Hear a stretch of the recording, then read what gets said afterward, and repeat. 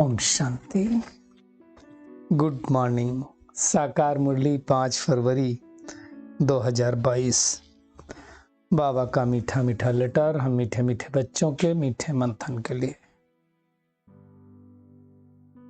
आनंद के सागर शिव बाबा की आनंद भरी किरणों के नीचे बैठ जाते हैं और अनुभव करते हैं कि मैं आनंद स्वरूप आत्मा हूं।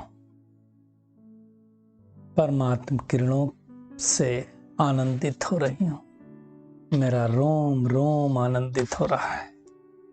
बाबा के महावाक्य सुन करके और आनंदित हो जाऊंगा।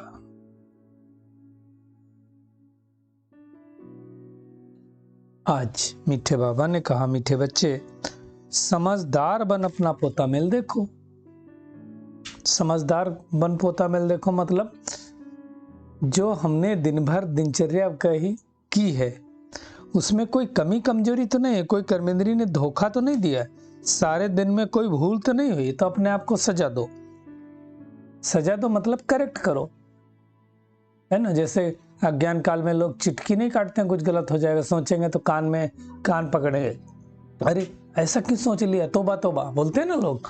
तो उसी प्रकार बाबा कहता है कि चेक करो, धोखा तो नहीं देती, कोई गलत संकल्प तो नहीं आया, गलत आंखों ने तो नहीं देखा, कानों ने कुछ गलत तो नहीं सुना, मुख ने कुछ गलत खाने की तो कोशिश नहीं की, लोभ तो कुछ नहीं खाया पिया। ये सब सूक्ष्म चेकिंग। बाप आज का प्रश्न है, बाप से सच्चा व्यापार करने और उच्च पद पाने का आधार क्या है। बाप से सच्चा व्यापार, बाप मतलब परमात्मा से सच्चा व्यापार करना है तो परमात्मा के हर डायरेक्शन पर चलो। बाबा कहते बच्चे यदि ऊंच पद पाना है तो अंदर में जो बुरी आदतें हैं, कौन कौन सी बुरी आदतें, कुदृष्टि हो सकती है, क्रोध हो सकता है, लोभ हो सकता है, मैंपन हो सकता है। बाबा कहते इन सबसे बहुत नुकसान होता है। इसलिए कर्म अकर्म विकर्म की गुहि गति जो बाबा ने समझाई है उसको बुद्धि में रखो। क्या बाबा ने समझाया? हर कर्म सतयुग त्रेता में अकर्म होता है, उसका कोई प्रभाव नहीं पड़ता। द्वापर कलयुग में होता है विकर्म, है ना। और देह अभिमान में किए गए कर्म विकर्म होते हैं। इस पुरुषोत्तम संगम युग पर ही सुकर्म होते हैं, इसलिए उसको समझ करके श्रेष्ठ कर्म करना है ना। बाबा पूछते हैं बच्चे आत्माभिमानी होकर बैठे हो, हर एक बात अपने आप से पूछनी होती, खुद को पूछो कि मैं आत्माभिमानी बना हूं, मेरे को आत्म स्मृति है, बाबा को याद करता हूं, है ना। बाबा कहते हैं ये तुम्हारी सेना है, उस सेना में क्या होता है, सिर्फ जवान होते हैं, लेकिन हमारी सेना में तो बूढ़े जवान सब हैं, 80-90 वर्ष के बूढ़े भी ज्ञान में चलते हैं। ये किस लिए सेना है?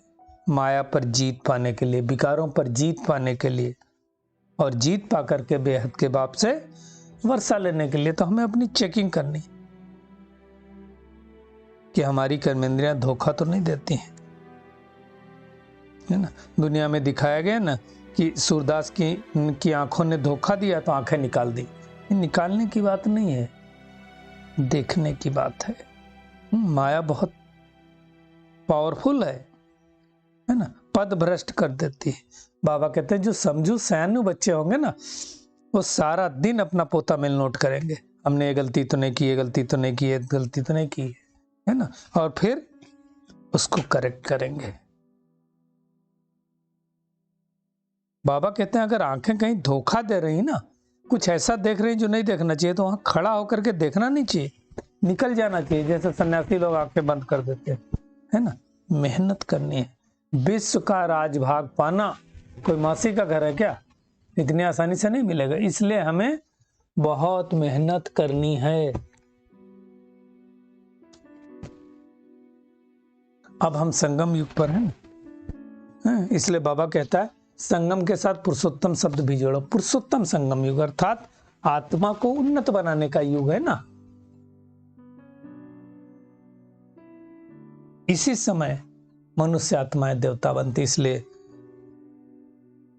सिख धर्म में गायन है, मनुष्य से देवता किए करत न लागी वार। ये इस समय की बात है।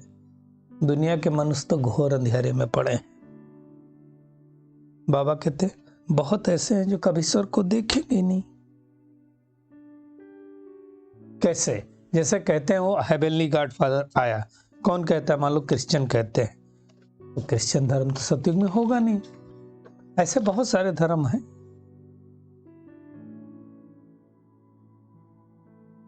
इन देवी देवताओं को गॉड गॉडेस कहते हैं, परंतु उनको गॉड गॉडेस किसने बनाया, ये तो दुनिया में कोई जानता ही नहीं है। तो बाबा हम बच्चों के समझाना है, और बार बार कहते हैं मेहनत करो। क्या मेहनत करो? कोई कर्मेंद्रिय धोखा तो नहीं देती। बाबा कहते जुबान भी कम थोड़ी है, अच्छी चीज देखेंगे तो मन होगा ये खाऊंगा। ब्रह्मा बाबा अपनी कचहरी लगाते थे, हे आंखों तुमने आज कुछ बुरा तो नहीं सुना, हे कान तुमने कुछ बुरा तो नहीं सुना, आंखों ने बुरा तो नहीं देखा, नाक ने कुछ बुरा स्मेल तो नहीं लिया, मुख ने कुछ ऐसा वैसा तो नहीं खाया। इसलिए जो भी बुरी आदतें हैं निकालनी है, नहीं तो बाबा कहते हैं ऊंच पद नहीं पा सकेंगे। सतयुग में भले आए, लेकिन कहां राजा कहां प्रजा, दोनों में फर्क तो है ना। तो बाबा आज बार बार समझाते हैं कि अपनी कर्मेंद्रियों की चेकिंग करो। ऊंच पद पाना है, व्यापार करना है तो डायरेक्शन पर चलो, नहीं तो पीछे बहुत पछताना पड़ेगा। पछताने वाले अज्ञान के लोग उतने नहीं होंगे जितना ज्ञानी वाले होंगे, क्योंकि हम तो जानते हैं बाबा आया हुआ उसके बाद भी कर गड़बड़ किया। तो बाबा कहते अपने आप से पूछते रहो सारा दिन, बाबा के डायरेक्शन पर चलते हैं, मंजिल बहुत ऊंची। इसलिए 8 रतन ही पास विदानर होते हैं। 9 रतन की अंगूठी बनाते तो बीच में वो तो बाबा होता है, शिव बाबा की बात। दुनिया में कोई ग्रहचारी होती तो 8 रत्नों की अंगूठी पहनते ना, तो पास विदानर 8 ही होते हैं। बाकी को कुछ ना कुछ दाग, 108 भले लेकिन दाग कुछ ना कुछ लगता है। तो मुख्य बात है बाबा कहते हैं तुम मुझे याद करो, यानी मामेकम याद करो, है ना। बाबा कहते तुमने तो मेरी गिलानी की, अपकार भी किया, अब मैं तुम पर उपकार करता हूं। तो अब तुम बच्चों को सब पर उपकार करना है, तुम्हारे अंदर कोई कुदृष्टि क्रोध लोभ मोह कुछ नहीं होना चाहिए। कुदृष्टि होती है तो उसका वाइब्रेशन आता है। अब ये अलग बात है कोई कैच कर पाए कोई न कर पाए। तो बाबा हमारा ध्यान घड़ी घड़ी खिंचवा रहे हैं कि हमारी कर्मेंद्रियों के बस कोई विकर्म अब नहीं होना चाहिए, है ना। तो बाबा कहते तुमको अभी ज्ञान का तीसरा नेत्र मिला, यानी त्रिनेत्री त्रिकालदर्शी बनाने वाला एक शिव बाबा है, दूसरा तो कोई बना नहीं सकता है। रामा के राज को भी बाबा नहीं समझाए, मूल वतन सूक्ष्म वतन स्थूल वतन हमको सब कुछ बाबा ने बता दिया, है ना। आधा कल्प के बाद दूसरे धर्म आते हैं, है ना।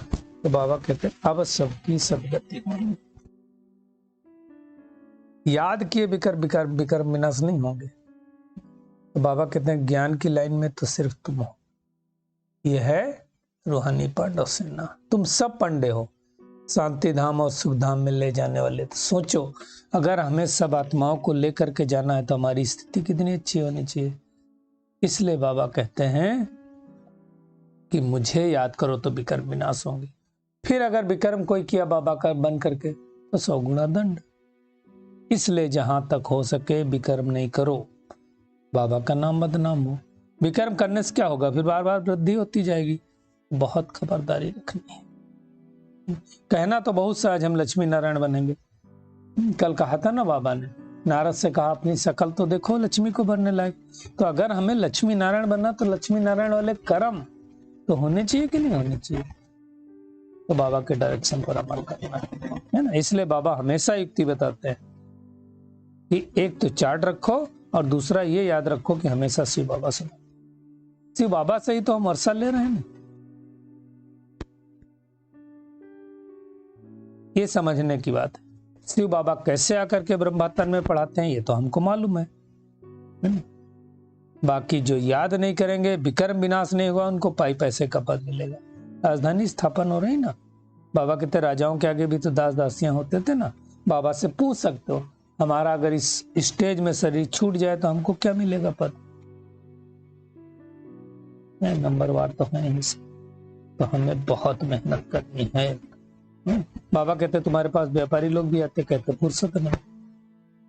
अरे विश्व की बादशाही मिलनी से शिव बाबा को याद करना, फिर क्यों कहते हो फुर्सत नहीं। किसी भी देवी देवता को याद करने से भी कर्म विनाश नहीं होंगे, सिर्फ शिव बाबा को याद करने से भी कर्म विनाश होंगे। बाबा ने कहा ब्रह्मा कौन है? शिव बाबा का पहला बच्चा। प्रजापिता ब्रह्मा वो भी बाप है। ब्रह्मा द्वारा ही तो शिव बाबा स्वर्ग की स्थापना कर रहा है ना? आदि सनातन देवी देवता धर्म की स्थापना कर रहा है। बाबा कहते हैं होनहार विनाश के बाद विश्व में सुख शांति पवित्रता का राज्य होगा। कल पहले भी ऐसे राज्य की स्थापना हुई थी, फिर से हो गई। तो बाबा कहते हैं सदैव बाबा बाबा कहते रहो। बाबा इतना प्यार से कहो कि प्रेम के आंसू भी आ जाएं। बाबा हम आपसे कब मिलेंगे?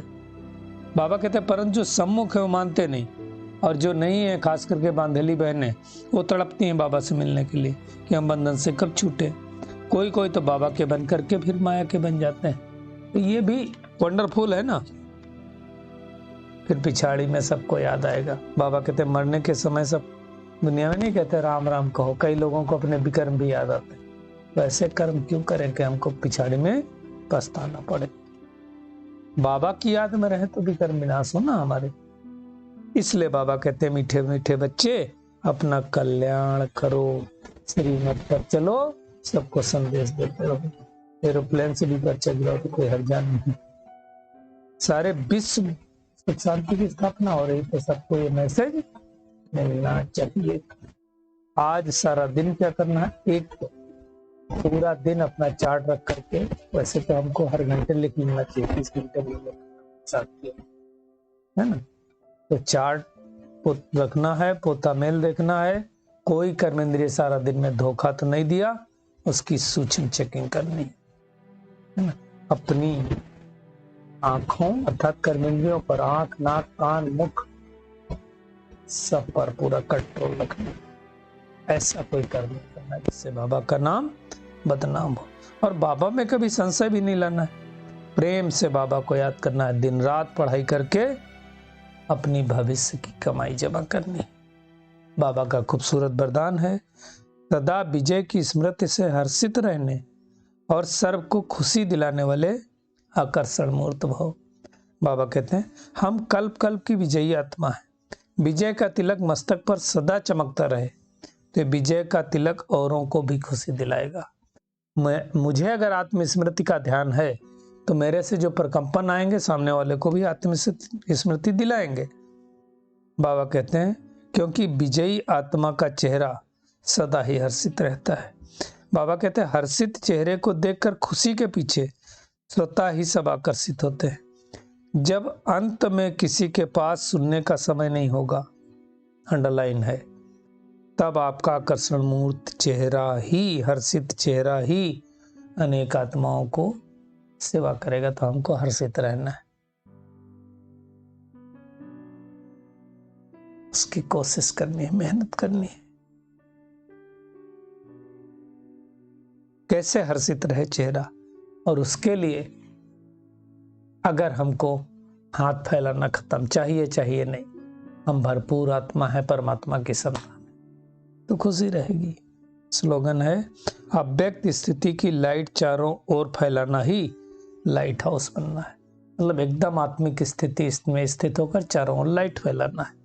चलिए अभी हम बिल्कुल आत्म भाव में स्थित हो जाते हैं। महसूस करें मैं बहुत शक्तिशाली आत्मा हूं, एकदम पावरफुल। मुझ आत्मा से लाइट और माइट की किरणें चारों ओर फैल रही हैं और मेरे चारों ओर शक्तिशाली आभा मंडल बनता जा रहा है। मुझे सदैव विजय की स्मृति का तिलक लगा हुआ है, मस्तक पर विजय का तिलक चमक रहा है। इस तिलक से अनेक आत्माओं को कल्याण होता जा रहा, खुशियां मिलती जा रही। आज मुझे सारा दिन अपनी चेकिंग करनी कि मेरे अंदर कोई कमी कमजोरी तो नहीं है, कोई कर्मेंद्रिय धोखा तो नहीं देती है। अपनी सभी कमी कमजोरियों को चेक करके मुझे उन्हें निकाल देना है, क्योंकि बाबा आया हुआ है मुझे कल कल्पांतर के लिए इस कमाई को करना है। शुक्रिया मीठे प्यारे बाप दादा, शुक्रिया आप सभी का। ओम शांति।